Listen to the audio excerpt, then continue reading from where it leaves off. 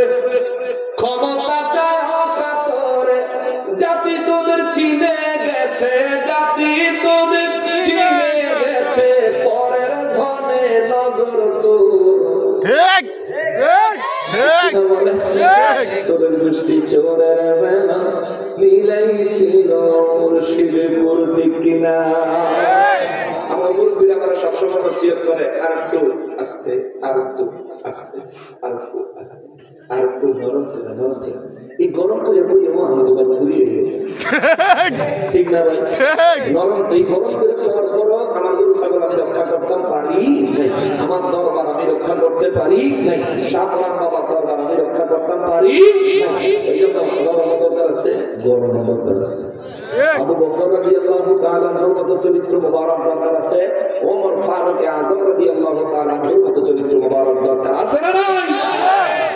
দরকার আছে মুরব্বিরা নরম এবং আমরা গরম হবো আমরা যদি দোষ হয় মুরব্বিরা বিচার করব ঠিক ঠিক আছে না দোষ গুণ যা আছে সব আমরা মাথা তুলব বিচার মুরব্বিরা করবে মুরব্বিরা যদি কারো কাছে মাপ চাইলা চাইলা কোনো কথা নাই লাগলে টুপি খুলে না ঠিক লাগলে টুপি খুলে মাপ চাইলা তবু ওদের মতো পাঁচ কল্লি টুপি মাথায় করে আগুন জ্বালায় খোদার ঘরে পাঁচ কল্লি টুপি মাথায় করে আগুন দিল খোদার ঘরে আগুন জ্বালায় আল কোরআনে আগুন জ্বালায় আল কোরআনে এরায় আসল ঈমান চোর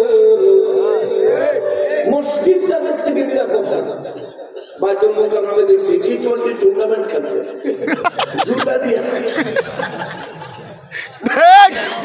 বাইতুল মুকাররম মসজিদের ভিতরে কি টি20 ওরা জুতা মারো জুতার পাটশো মারো যায় নামাজ দিয়া বাড়ি মারো একটার করে পিড়া তোরা ওমা আল্লাহর মসজিদ ফুটবল খেলার মাঠ বানাইছে আল্লাহ কয় মুর্শিদপুর হামলা কইরা ৭৬ একর জমির মধ্যে আর মুর্শিদপুর দরবারে দখলদারি চালাইছো চুরি ডাকাতি চালাইছো না করে দিব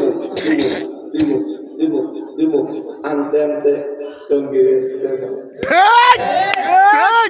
ঠিক কিনা টঙ্গির আসতে মাথায়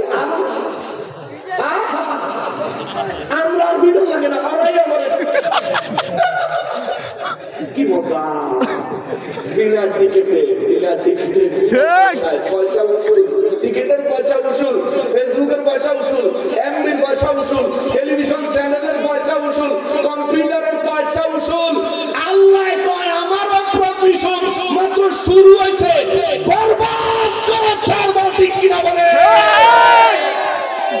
আল্লাহ মান আদালি ওয়ালিয়ান ফাকাদ আযানতুহু বিল হারব কিতাব মনে করস তুই এই ওয়াহাবি মনে করস আল্লাহর এই কথাটা রব্বুল ইজ্জতের কথাটা তোর কাছে কি মনে হয় আমার ওলির দুশমনি যারা করবে তাদের বিরুদ্ধে আমি আল্লাহর পক্ষ থেকে যুদ্ধ ঘোষণা করলাম কে বলতেছে আরে কি কাজ এটা দাও এটা আমার বিজু আসলে বিজু পাল্লা আমি কই জায়গা আমি চাই আমার কই জায়গা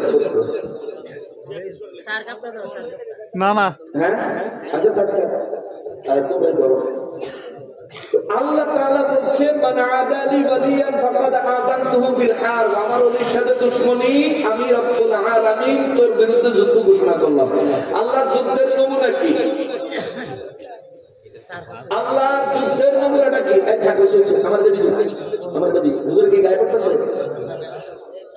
আর বড় আমার গাড়ির ভিতরে সাধুরা স্যার বুঝবে একটা নাম লাগে নাম কইতাম না আমার গায়ে হুজুর নাসিরনগর মাহফিল দিয়া না নৌকা দিয়ে ভারত থাকবো তো ভারত সব নৌকা ডুবে গেছে হারে তো বেলা মুসলমান করে উঠছে এমন বিপদ হয়েছে লগে তো গাড়ির মধ্যে এক্সট্রা কাপড় বাঁচিল না তখন কি অবস্থা এই পুষ মাসের শীত আগের দিন এই ঘটনা পরের দিন আমি গেছি এলাকাটা কালকা এরকম হুজুর দেখেন সুবানি খাইয়া লগে তো কাপড় নাই পরে আঙ্গুর গ্রামের মানুষের লঙ্গিয়ার মাথা দিচ্ছে সেটা চিন্তা করে ওয়াজ করে করে গেছে এই দিনের পর থেকে চিন্তা করছি গাড়ির মধ্যে এক্সট্রা 2 দিন শেষ কাপড় দিব কোন সময় কোন বিপদ হয় বলা যায় না যাই হোক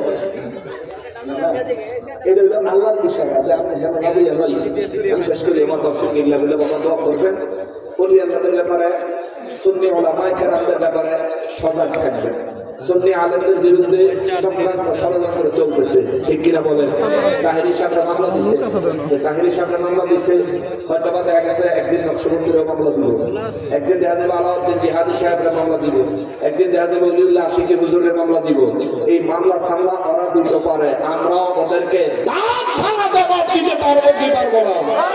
কথা বলেন, পারবো কি পারবো না? রক্ত দিব, কলিজা দিব, জীবন দিব, তবু আল্লাহর রাসূল সাল্লাল্লাহু আলাইহি ওয়াসাল্লামের পথ মত, আউলিয়া কেরামদের পথ মত ছাড়তে পারবো? মজবুত থাকেন। যে কোনো সময় আন্দোলনের ডাক আসলে ঘরের কোণান করে থাকেন, শরীরটা লইয়া হইল গিয়া হাজির। নবীজির সাথে বদরের যুদ্ধে যাওয়ার লেগে ছোট ছোট দুই বাচ্চা নবীর সামনে প্রতিযোগিতা দিতেছে। নবী কয়, তোমরা ছোট মানুষ নেওয়া যায় তারা কাম করে না নিলে মসজিদে নবী জায়গাটা আমরা করে দিলাম। ছোট মানুষ না, মসজিদে নবী জায়গাটা আমরা সার দিলাম। নবীকে আর কি জানা, তোমরা যুদ্ধে যাইবো? ইয়া রাসূলুল্লাহ, আমরা যাবো। তোমরা যুদ্ধে যাই কি করবা? তহরা করে নিয়ে যাবা, যুদ্ধ করবো। যুদ্ধ করলে কি করবো? আমরা যে কষ্ট দিতে বেশি মক্কা সময়, এটা নাম জানি কি? আবু জাহেল। আবু জাহেল নবী রাহমাতুল্লাহ আলাইহির কথাটা পছন্দ হয়েছে। কাছে ঠিক আছে, দুই দিনের ভিতরে এক বাইরে যাব, তোমরা কাম করো, যে বেশি লম্বায় বড় হেরে নিয়ে যাবো, তোমরা খালি না দাও। ছোট ভাই বড় ভাই তুই আমার তো নেই, তুই উকি দিস না, আমি একটু উকি দিই, তুই দিস না উকি, তোর টাইম নেই নিব লাগে আমার। ছোট ভাই নরমালি খারাইছে, বড় ভাই নরমালি খারাইছে, ছোট ভাই উকি দিছে, উকি দিয়ে আমরা তাহলে মাথার কাছাকাছি গেছে, দেখতেছে কি দেখতেছে, নদীও দেখতেছে, বুঝিনি বুঝছে মাশাআল্লাহ। তোমরা তোমরা কমান হয়ে গেছো না, এটা কাম করো, বুঝিনি কুস্তি লাগো, যে জিতবো হারা গেছে একজন কেটে যাবো। আর আমি ছোট টাকা ভাই আগের মতো নেই, তুই নিচে বিয়ে করবি, আমি ফিরতে যাবো। তাইলে নবীজি যদি খালি একবার ভাই আমার লয়ে যাবে, তখন আমি তো বলি আমি তোর খাবো না। আর হাসনের ময়দানে আমার হয়ে গেছে নবীর আখিরি নবীর উম্মত।